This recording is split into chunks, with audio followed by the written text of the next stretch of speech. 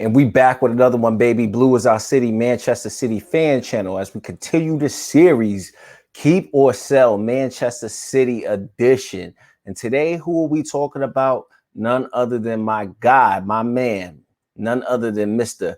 Gabriel Jesus. Mr. Holla at me, man. Like, I love when he does that right there. But as Manchester City look to bolster the squad a little bit or decide to, whether we're going to keep or sell certain players as we look to make this refresh. Today, we're going to be getting into none other than Mr. Gabriel Jesus, the Brazilian, the supposed Sergio Aguero replacement. And, we're going to talk about whether we should keep or sell him. I'm going to present some facts, and then I'm just going to show you and let you guys decide whether you think that we should keep or sell Gabriel Jesus. So, the reason why we're talking about Gabriel Jesus today is very important is the fact that, as we know that, Sergio Aguero has now signed for Barcelona. He's our club legend. He's the all-time goal scorer in Manchester City history, but now he's moved on. And when we got Gabriel Jesus, a lot of the chatter at the time was really about, is he going to be the next Sergio Aguero or Sergio Aguero replacement? But as we've come to see a little bit from Gabriel Jesus, he's a little bit different of a player than Sergio Aguero. And I know some fans got a lot of things to say about him, whether positive or negative, but I'm going to present some facts and help you guys make up your mind or whether you guys think we should keep or sell him. But before we get going, as always, I always got to shout out, the whole squad, man, because you guys do nothing but really show love to the channel, man. So I always want to say thank you. So if you guys are really enjoying the content, feel free to hit that like button. Consider sharing the video amongst other Manchester City fans. But if you want and you like the video, you like the content, consider subscribing to the channel because this really helps us grow. I'm over here in the United States, but I love connecting with people who are Manchester City fans or football fans in other continents of the world. And the only way we're going to get there is if you guys subscribe to the channel or really help push the content. So I want to say, thank you so much for definitely doing that. We've already seen that the subscriber count has jumped up. We're well over 200 right now, and we're looking to get to 300. So all the support that you guys have been showing, I just want to say much love and much appreciation because without you guys, it wouldn't be possible. So let's really get into this bag of talking about Gabriel Jesus. So the other thing I want to talk about, before we get into me presenting is the fact that, we obviously know that Manchester City now are looking to, kind of get a striker in the mix. We played a lot of this past season, even though we won the Premier League, we played a lot of it with the false nine situation. There's been chatter about us going for Haaland or us going for Kane. So we need to look at Gabriel Jesus and where his role might be within the team and if we should keep or sell him. So let's kind of get into this bag a little bit. So let me kind of do a little bit of this screen sharing thing. Bear with me. I'm just trying this on the StreamYard. I'm getting nice as we go along, but I think ultimately I definitely need to get my OBS game up. But until that time, we're using StreamYard. So let's kind of get into this Gabriel Jesus bag. So the one thing I definitely want to show about my man, I love when he does this holla at me thing or call me. I don't know what Gabriel Jesus, but I just coined it, the holla at me sign. That's the one thing I love about this guy. But you can see, man, the man is only 24 years old, Brazilian international. And, he's really done things throughout his Manchester City career. And this is another reason why I love this site is because this site shows you Gabriel Jesus's versatility. So the one thing we know is that he definitely plays the center forward position, but he has the possibility of being a left winger at times, being a right winger. The man has tremendous work rate. He'll often start play, linking up the play, running out on the left side, running out on the right side. And he really helps us facilitate that false nine position with Kevin De Bruyne, or if we were playing Bernardo Silva there, because the man is always moving. He's not a static type of number 9. So not traditional in that sense, right? But let's kind of move on to the real other key points, because now that we're talking about strikers, in other videos, I talked about defenders. My last video was just about Benjamin Mendy. I talked about center backs, but now we back amongst the goal scorers, so we could talk about goals a little bit more. So the one thing I definitely want to talk about here is that as you look at his Manchester City career, and this site does a great job of that, 195 matches for Manchester City. For a person that's 24 years old, I mean, that's a lot of matches that he's played. He's had 82 goals and 34 assists. So as we come into the chart a little bit, you can see a little bit more of his progression. You're talking about a year where Aguero was out for a significant portion of this particular year, but you can see he played in 29 matches this particular year. I'm going to get into the goals on another second, but I'm talking about in the Premier League mainly. Now, when we go back to last year, the man played 34 matches last year. Then the previous year in the 18-19 season, where we just, nicked past Liverpool to win the Premier League title, he played 29 and so he's obviously paying attention to this number 29 because it just keeps showing up. But I'm just looking at that now and I'm saying to myself, God, how do you get 3 29s within a particular year? So Gabriel Jesus is definitely a part of it. But when we first got him in that 16-17 Centurion season, you see this was really when Aguero was really kind of doing his thing. We had Sane, we had Sterling, but we was mixing in Gabriel Jesus and he only played 10 matches in that particular year. But let's get into a little bit more of what we're talking about this particular season, right? So in this particular season, he played 29 matches in the Premier League, 7 matches in the Champions League. So in this particular year, you can see the goals were really there as much as we all would like. You're really talking about in the Premier League, 9 goals and 4 assists, 2 yellow cards. But overall, 42 matches, 14 goals, as you guys can see, and then 4 assists. But there's another key point. I don't know if it's really here on another. It's on this. So this is where I think is really critical when we talk about Gabriel Jesus. Is look at these Champions League numbers. And when I started doing my research, I was kind of amazed by this. I know there's a lot of talk about there that he's not clinical enough, but really look at these numbers when it comes to the Champions League. So for Manchester City in the Champions League, he's played 30 matches, 16 goals, 4 assists, and then 3 yellow cards. So how does that really come into play? Think about not this past season, but think about the year prior, right? So remember when we played Real Madrid, especially in that Champions League, round of 16?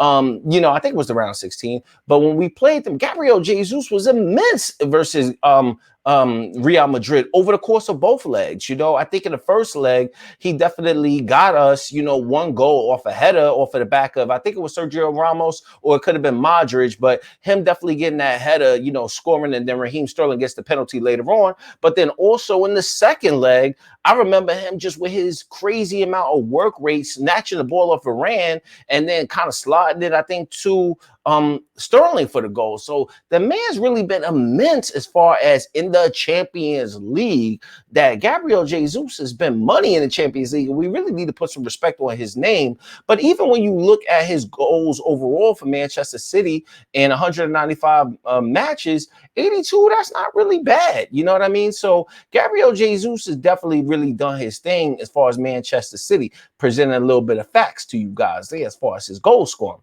Now we're going to segue on to the next part, which is what is Gabriel Jesus's transfer market? What does he command in the transfer market, hypothetically, if we decided to sell him? So that's one thing I want to definitely talk about, and we go into this, and I think you'll be shocked to really find out what Gabriel Jesus's value is. So bear with me one more time as I consider sharing.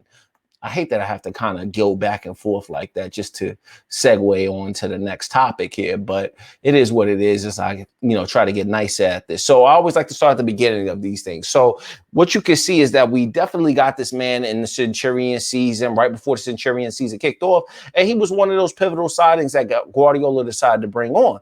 But as you can see, we paid roughly, let's just call it with the add-ons, we may be looking at, let's say, 30 million pounds, which is a great number for a striker that we got. And, the Manchester City model, I know we're spending money nowadays, but, for a lot of times, we was not spending crazy amounts of money like we're spending now. We always tried to buy cheaper and then kind of raise the player's value underneath Guardiola and kind of build that player up. And Gabriel Jesus was pivotal to that type of success model, because look at him. We only paid a roughly, this site says 27 million, but we know that there was add-ons and that's in pounds. So let's just call it 30 million pounds. That's a phenomenal return and a phenomenal investment for such a young player. So I always like to start at the beginning, and then we got him from the team that he was playing in Brazil. But now that's one thing I love about this site. So as you can see, we get the man when he's a youngster. You talking about 2000, 16, 17. And look at his value right here. This is just starting off in February 2017. The man's value since we got him just slowly started rising at that point. A 19-year-old worth 27 million at the time. Then we progressing later in that year at the end of the season, in the 17 season, he even went up a little bit there. Then we go into, the start of the next season, or this is the start of the Centurion season, my bad. But look at him. He's like already, almost 50 million US at the age of 20, skyrockets that potential all the way to 77 million. And we know that he is a striker, caps out at his highest point within the end of the Centurion season, which would be, 2018, around $88 million. Now, as we come on, let's bring that back a little bit. I don't know how I just did that, but maybe let's just kind of get right here. But hopefully we can drag this bar back a little bit. Ooh, it might get it stuck here on screen. Things happen.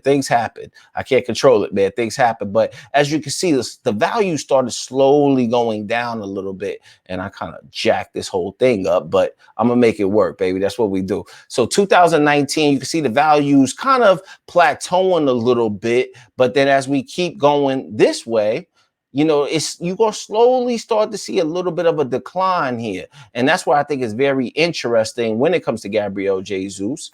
So let me kind of get that going. So right around 2020, we're looking at 61 million at the age of 23. But the other thing I need to kind of go back to is, as you look at this site, what this site is currently talking about right now is that this is 66, a player who's valued at 66 million US, at the age of 24, which I think is really phenomenal about Gabriel Jesus, right? Then the next part, which always has to play a part of his transfer value, is his age, but also his injury history. And as we look at Gabriel Jesus, for me, I think my mic just dropped. Yo, hot take, mic just dropped.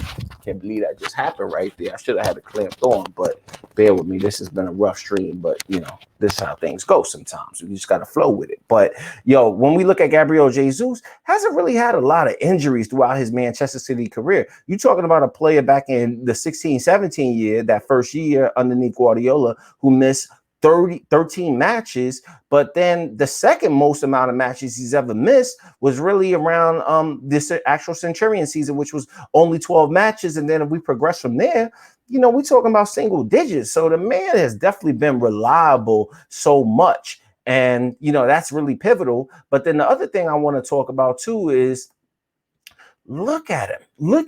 He's under contract with us. He'll be here till, we got him until the end of, next season, or the end of the 22-23 season, which he'll only be the age of 25. He's not making a whole bunch of money. So the man actually has some value here at Manchester City.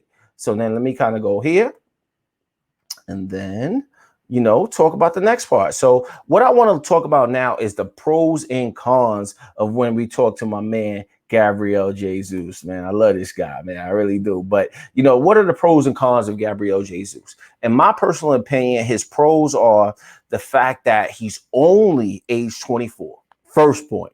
Only age 24. So he still has a lot of room to develop and get some of that clinical nature that some people say he doesn't have. But then the other part of that is, what about this?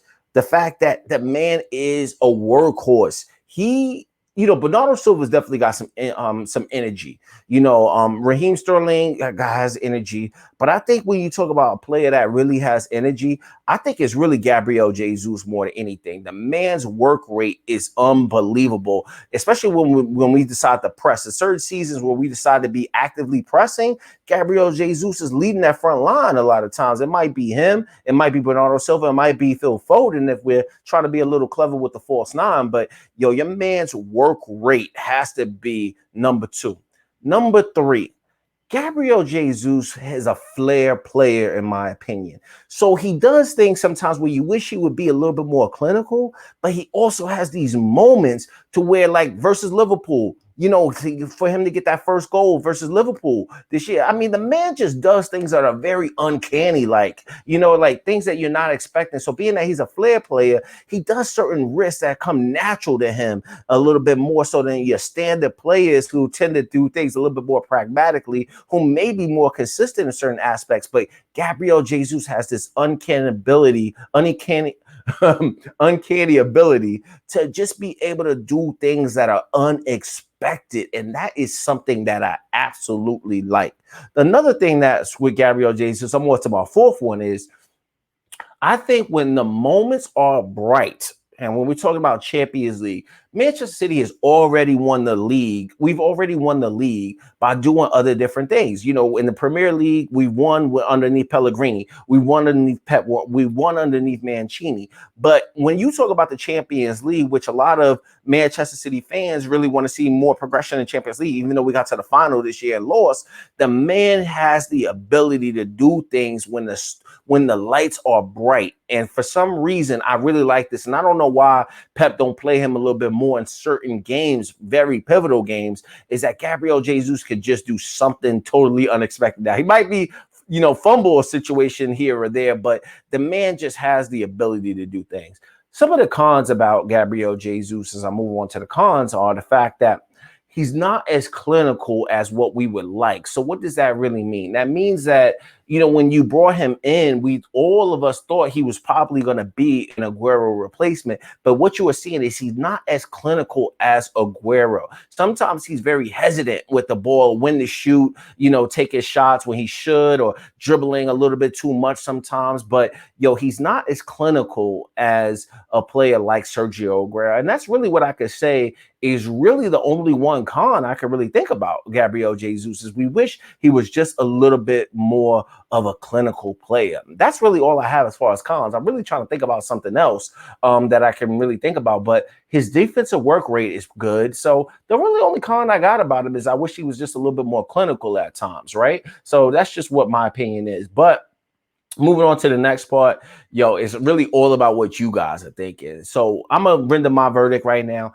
I think Gabriel Jesus is a player we have to keep. Whether we bring in Kane or whether we bring in Haaland or somebody like that, that may be a blow to Gabriel Jesus a lot because he's been so patient with this club. And for us to bring in somebody like a Harry Kane or a Haaland, these players are definitely going to get a lot of the attention up front in the number 9 position. So it might be a little hindrance to him to be like, I've been here, I've been patiently waiting, and now here's my chance to shine when there's no Aguero. And now I'm just going to play second fiddle to somebody else. You know what I mean? So that may be a little tough for him to swallow as a competitor, if you will. But I really believe he's somebody that we should keep a hold of because we know that this man has phenomenal work rate. We know that he's flexible as far as his positions, even though I want to see him as a number 9. I don't want to see him out on the wings. And if we decided in certain games to kind of go with a false 9 fluid system, Gabriel Jesus could cover that because he covers a lot of the blades of grass, if you will. So my opinion, we definitely should keep Gabriel Jesus, but it's all about what you guys out there are thinking. So let me know down in the comments if you guys think that we should keep